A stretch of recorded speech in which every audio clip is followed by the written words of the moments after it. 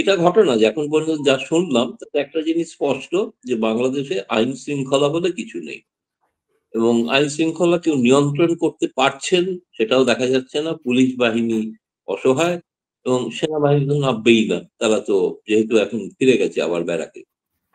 কিন্তু এটার একটা প্রভাব বা আমি বলবো নেতিবাচক প্রভাব কিন্তু নিঃসন্দেহে যে ভারতে পড়েছে তার একটা বড় কারণ হলো যে আজকেই প্রথম প্রধানমন্ত্রী নরেন্দ্র মোদী বিদেশমন্ত্রী জয়শঙ্করকে ডেকে একটি বৈঠক করেছেন, করে পরিস্থিতি সম্পর্কে ওয়াকিবহাল হতে চেয়েছেন এবং যেটা সরকারি সূত্র থেকে বলা হচ্ছে যে জয়শঙ্করকে বলা হয়েছে যে ভারত সরকারের মনোভাবটা ভারতের সংসদে জানানোর জন্য।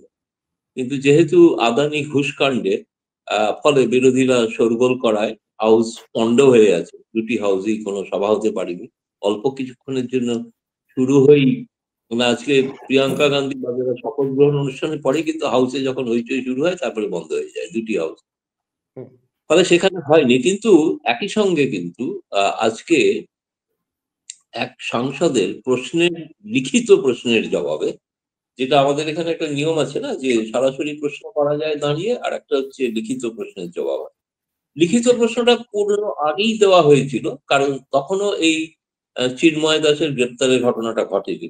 ফলে তাতে একটু ভারত সরকার সংসদে যে বিবৃতি দিয়েছে লিখিত বিবৃতি, সেই বিবৃতিতে স্পষ্টত বাংলাদেশের সংখ্যালঘু এবং বিশেষ করে হিন্দুদের উপর নির্যাতনের কথা তিনি বলেছেন। বিশেষ করে হিন্দু মন্দির, দেবতা কালিমালিপ্ত হচ্ছে, ভাঙচুর হচ্ছে। এমনকি নরেন্দ্র মোদী 2021 সালে এই যশস্বরী মন্দিরে যে সোনার অলংকার উপহার করেছিলেন সেটা লোপাট হয়ে গিয়েছে, তার এখনো পর্যন্ত কোনো উদ্ধার হয়নি। এবং ভারত বারবার এ বিষয়ে বাংলাদেশ সরকারকে অবহিত করেছে, তাদের জানিয়েছে, কিন্তু এখনো কোনো সুরাহা কিন্তু হয়নি। ফলে আমার মনে হয়েছে যে ভারত কি ভাবছে, এই ভাবটা থেকে এই প্রথম আমি দেখছি ভারত কিন্তু অনেকটা চিন্ময় দাসের গ্রেপ্তারের পরে যে বিবৃতির পর থেকে আজকে প্রথম মনে হলো প্রধানমন্ত্রী একটা কিন্তু উদ্যোগ নিলেন। অর্থাৎ বাংলাদেশের পরিস্থিতিটা এর থেকেই প্রমাণিত হয় যে বাংলাদেশের পরিস্থিতিটা স্বাভাবিক নয়। যেহেতু 4000 কিলোমিটার সীমান্ত, পশ্চিমবঙ্গ তো বটেই, কিন্তু আরো অন্যান্য যে প্রতিবেশী রাজ্য ত্রিপুরা, মেঘালয়, মিজোরাম, প্রত্যেকটি ক্ষেত্রেই কিন্তু এর প্রভাব পড়ার আশঙ্কা রয়েছে। আমরা অপেক্ষা করে দেখছি এখন যে যখন ভারত সরকার সরাসরি আমাদের বিদেশ মন্ত্রী যখন লোকসভায় বিবৃতি দিতে পারবেন, যখন অর্থাৎ আশা করছি কাল যদি দিতে পারেন, শুক্রবার হয়তো হতে পারে বিবৃতি। সেটা হলে হয়তো তখন ভারত সরকারের মনোভাবের কথাটা স্পষ্ট জানা যাবে। কিন্তু এটার একটা মিল খুব আপাতত খুব আহ মানে ততটা আমি ব্যাপক এরকম ভাবে বলছি না, কিন্তু যেটা আগে শুনেছিলাম যে 1040 মানুষ ভারতে অলরেডি আশ্রয় নিয়েছেন বৈধ অবৈধ উপায়, এবং এই সংখ্যাটা আমি গতকাল শুনেছি লক্ষে পৌঁছেছে।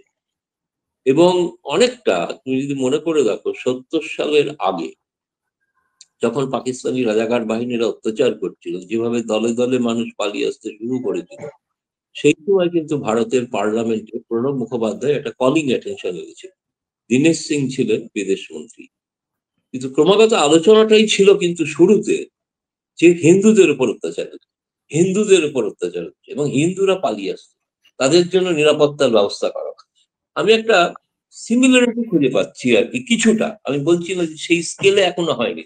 1 কোটির উপর মানুষ যুদ্ধ হয়ে যাওয়ার পর তো 1 কোটির উপরে মানুষ এসে গিয়েছিল, সেটা তো ভিন্ন কারণ। এখন যারা আসছেন তাদের মধ্যে কিন্তু সত্যি আমারও যেটা খবর যে সংবাদ অনুসারে যে হিন্দুদের সংখ্যা তুলনামূলকভাবে কম, বরং মুসলিম মানুষ যারা হয়তো আওয়ামী লীগের সাধারণ কর্মী, সাধারণ নেতা, বড় নেতা তো এসেই ছিল, অনেকেই আছেন, সবাই জানে এটা। এবং তারা তাদের কেউ কেউ আবার বিনা ভিসাতে এসেছেন। আমি জানি 26 জন এমপি আছেন বিনা ভিসায় এসেছেন।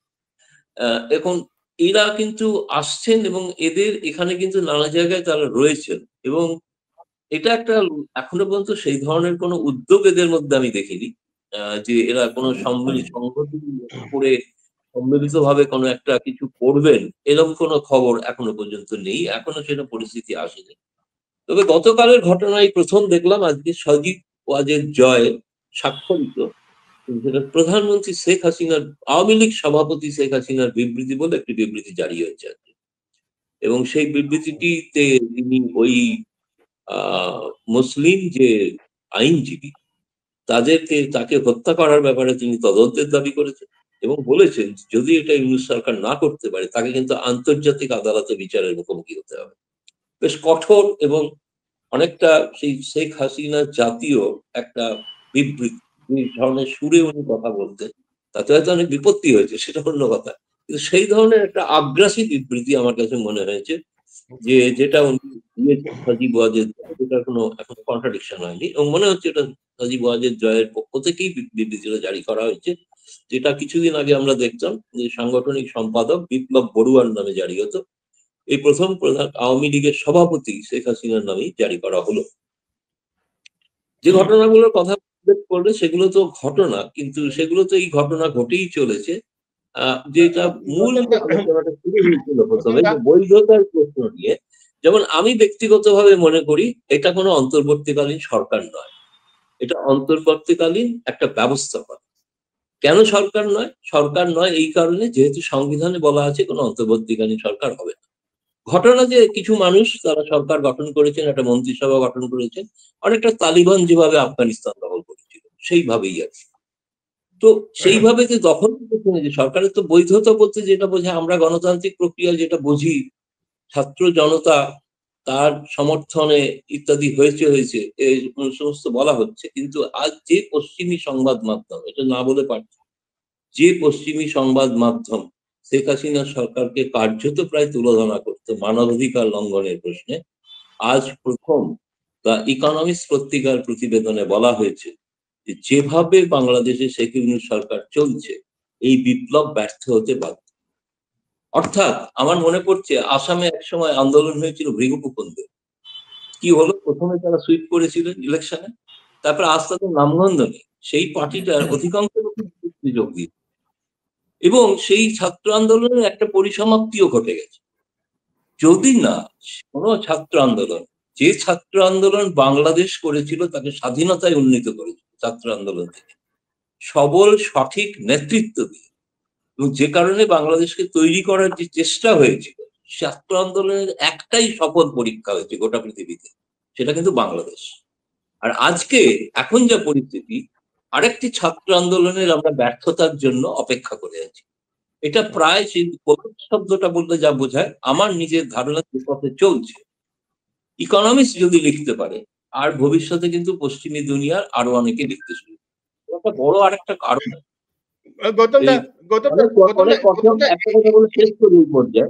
আমি একটা অন্য বিষয় যেতে চাইছি, সেটা হচ্ছে এই যে দেখো তুমি যেটা বলছো ইকোনমিক্স লিখছে, পশ্চিমী দুনিয়া যে রিপোর্ট করছে সবই বুঝলাম। এখন আমি একটু বাংলাদেশের দৃষ্টিভঙ্গি থেকে না, এটাকে গুরুত্ব দিও, এই কারণেই গুরুত্ব যে এই প্রথম লিখছে, এরা ছিল ইউনূসের পক্ষে। বাংলাদেশের দৃষ্টিভঙ্গি থেকে জিজ্ঞাসা করছি, আমি বাংলাদেশের নাগরিক, আমার দেশে কি হচ্ছে তা নিয়ে মশাই আপনি ভারত থেকে এত বড় বিবৃতি দেওয়ার কি? পার্লামেন্টের বিবৃতি দেওয়া হয়েছে ঠিকই, আজকে প্রথম লিখিত বিবৃতি দেওয়া হয়েছে, কিন্তু ভারতের বিদেশ মন্ত্রক আগেও বিবৃতি দিয়েছে, সঙ্গে সঙ্গেই বাংলাদেশ থেকে সরকারি বিবৃতি এসেছে, তোমরা খবরদারি করার কে? আমি সেই কথাটা জিজ্ঞেস করছি, ভারত এত বড় খবরদারি করার কে? ভারত ঠিক করার কে? যে মানে ভারতের খবরদারি করার কে? এই প্রশ্নটা তো পেন্টাগন করেছিল ৭১ সালে, পেন্টাগন করেছিল ৭১ সালে। তুমি কে হে বাংলাদেশের মধ্যে নাক গলাচ্ছে পূর্ব পাকিস্তানে? ভারত ইন্দিরা গান্ধী তোয়াক্কা করে। কারণ আমি তোমাকে শুরুতে বলেছি সিচুয়েশনটার একটা সাদৃশ্য দেখতে পাচ্ছি, একটা সাদৃশ্য দেখতে পাচ্ছি, দলে দলে মানুষ বাংলাদেশ ছেড়ে চলে আসার জন্য মরিয়া। আমার কাছে দিনে অন্তত ৫০০ ফোন আসে যে পার করিয়ে দিই। ফলে আমি বলছি এই যে পরিস্থিতির অস্বাভাবিক পরিস্থিতিটা, আমি যেহেতু আমরা নিকটতম প্রতিবেশী যাদের গায়ে লাগানো, এবং সবচেয়ে বেশি প্রভাবিত হব আমরা, যে কারণে বাংলাদেশ সুস্থির থাকুক, শান্ত থাকুক, সমৃদ্ধশালী হোক, সেটা না হওয়ার কারণে, সেটা না হলে আমরা উৎপীড়িত হব যেরকম হয়েছিলাম উত্তর পূর্ব ভারতে। ফলে এটা আমাদের নাক গলাতেই হবে, নাক গলানো ছাড়া কোনো পথ নেই, এবং প্রয়োজনে দরকার হলে হস্তক্ষেপ করতেও হতে পারে যদি পরিস্থিতি আরো পাল্টে যায়। আমার মনে হচ্ছে যেটা এখনো পর্যন্ত ভারতের অফিসিয়াল লাইন হচ্ছে কোন দেশের সার্বভৌমত্বকে আমরা লঙ্ঘিত করি না, কিন্তু আমরা পাকিস্তানে গিয়ে তো বোমা ফেলে এসছি না, পাকিস্তানে গিয়েও তো বোমা ফেলি, সার্বভৌমত্ব তো ক্ষুণ্ণ করেই করেছিলাম। তার রাজনৈতিক পিছনে যাই ঘটে থাকুক, কিন্তু ঘটনা হচ্ছে যে প্রয়োজন পড়লে ভারত এ ধরনের পদক্ষেপ নিয়ে থাকে এবং নেবে, সেটাকে মনে হতে পারে নাক গলা, কিন্তু নাক গলানোর প্রশ্ন যে কারণে এই ঘটনাগুলো হাস্যকর, বিস্তৃত আলোচনা হওয়া দরকার। যে অভিযোগ যে আমি চিন্ময় দাস, জনৈক চিন্ময় দাস ইসকন আছেন কি না আছেন সেটা বড় কথা না, যেটা বলছিল তিনি একটা হিন্দুদের জন্য ওখানে একটা ভাবাবেগ তৈরি করছেন। এখনো 1,80,00,000 হিন্দু বাংলাদেশে থাকে, 1,80,00,000। তাদের মধ্যে 10 লক্ষও এখনো ভারতে আসেন, 1,70,00,000-এরও বেশি মানুষ এখনো আছেন তারা হিন্দু। ফলে এই ঘটনাটাকে কেন্দ্র করে আমার ধারণা ইউনূস সরকার যদি এটাকে সঠিকভাবে ট্যাকেল না করতে পারেন, তিনি কিন্তু বিপদ ঘনিয়ে আনছেন এবং একটা হিন্দু উত্থানে যে সম্ভাবনা তৈরি করছেন তার প্রভাব কিন্তু ভারতে পড়বে, ভারতে পড়তে শুরু করেছে। পশ্চিমবঙ্গে নিশ্চয়ই তুমি দেখছো যে প্রভাব হয়তো পড়ছে। আমার মনে হয়েছে প্রয়োজনে এক্ষেত্রে উচিত হবে ইউনূস সরকারের যে ভারতের সঙ্গে আলোচনা করে এটাকে কিভাবে সমস্যাটাকে সমাধান করে একটা শান্তিপূর্ণ পরিস্থিতি ফিরিয়ে আনতে হয়, সেটা না করে যদি ক্রমাগত আমি কতগুলো আহ সুধীর অনেক কঠিন কথা বলেছিল তা নয়, আমি বলছি অনেকটা উচ্চিংড়ের মতো কিছু রাজনৈতিক নেতারা ক্রমাগত বিবৃতি দিয়ে যাচ্ছেন, যে বিবৃতি কেউ কেউ বিদেশ থেকে বসেও দিচ্ছেন, যাকে বাংলাদেশ থেকে পালানোর সময় ভারত সাহায্য করেছিল তিনি আজ বিদেশে বসে রোজ তিনি গালি দেন ভারত। তাকে সাহায্য করেছিল ভারত, ভারতের বিদেশ মন্ত্রণালয় তাকে পালাতে সাহায্য করেছিল, সেটাও ভারতের নাক গলানো ছিল, সেটাও নাক গলানো ছিল, যিনি আজকে বিবৃতি দিচ্ছেন বিদেশে বসে। এগুলো তো সব অতীত, সব জানা আছে না। আমার কাছে বসে হচ্ছে যে যেটা কথা হচ্ছে যে নাক গলানোর বিষয় কেন আভ্যন্তরীণ বিষয়। বহুকাল ধরে কিন্তু ভারতের এই ঘটনার পর আমি নিজে বিদেশ মন্ত্রণালয়ে রোজ প্রশ্ন করতাম, তার জবাব হতো এটা বাংলাদেশের আভ্যন্তরীণ বিষয়, আভ্যন্তরীণ বিষয়। কিন্তু সেই আমার ধারণা মনে হয়েছে যেটা, সেই লক্ষণ রেখাটা বোধহয় আভ্যন্তরীণ ঘটনা বিবাদের সেই লক্ষণ রেখাটা বোধহয় ভাঙতে চলেছে, এবং ভাঙতে চলেছে তার প্রধান লক্ষণ হচ্ছে বিদেশ মন্ত্রণালয় থেকে একজন ইসকনের মতো একজন সাধু, বিতর্কিত সাধু, আওয়ামী লীগের সময়, সরকারের সময় তার সম্পর্কে প্রচুর বিতর্ক ছিল, কিন্তু তাকে নিয়ে যে বিবৃতি দেওয়া, তিনি বাংলাদেশের ইসকনে আছেন তিনি বড় কথা না, ভারতের ইসকন তাকে গ্রহণ করে, তাকে বলেছে ইসকন ভারত থেকে বিবৃতি দিয়ে তাকে সমর্থন করেছে। আর ইসকন হচ্ছে একটা আন্তর্জাতিক সংস্থা, বিভিন্ন জায়গা থেকে, মস্কো থেকে বিবৃতি আসে, মস্কো থেকে রয়েছে, চীনে হয়েছে কিনা আমি এখন জানি না, কিন্তু আমেরিকা, জার্মানি সব জায়গাতে রয়েছে ইসকন। এটা একটা আন্তর্জাতিক একটা মুভমেন্ট, একটা মুভমেন্ট, সেই মুভমেন্টটা নানা কারণে ব্যবহৃত হতে পারে রাজনৈতিক ভাবে, কিন্তু আমার কাছে যেটা মনে হয়েছে সেটা হচ্ছে এইটা অনেক বেশি ইউনূস সরকারের পক্ষে মিসহ্যান্ডলিং করা হয়েছে। এই মিসহ্যান্ডলিংটার কারণ ভারতে এখন যে সরকার, সেই সরকারের যে কনস্টিটিউয়েন্সি, সেই সম্পর্কে আমরা সকলেই অবহিত। ফলে সেই কনস্টিটিউয়েন্সি, এমনকি গতকাল সেই এমনই অবস্থা যে বাংলাদেশ সম্পর্কে কিন্তু ভারতের একটা সর্বসম্মতি আছে। কালকে প্রথম প্রিয়াঙ্কা গান্ধী বদেরা টুইট করেছে ওই চিন্ময় দাস গ্রেপ্তারের প্রশ্নে, তিনি টুইট করে নিন্দা জানিয়েছেন। ফলে ধীরে ধীরে ধীরে ধীরে কিন্তু ভারতের রাজনৈতিক দলগুলি মুখ খুলতে শুরু করেছে, এবং এটার ফলে ভারতে কিন্তু একটা সর্বসম্মতি তৈরি হয়েছে অলরেডি।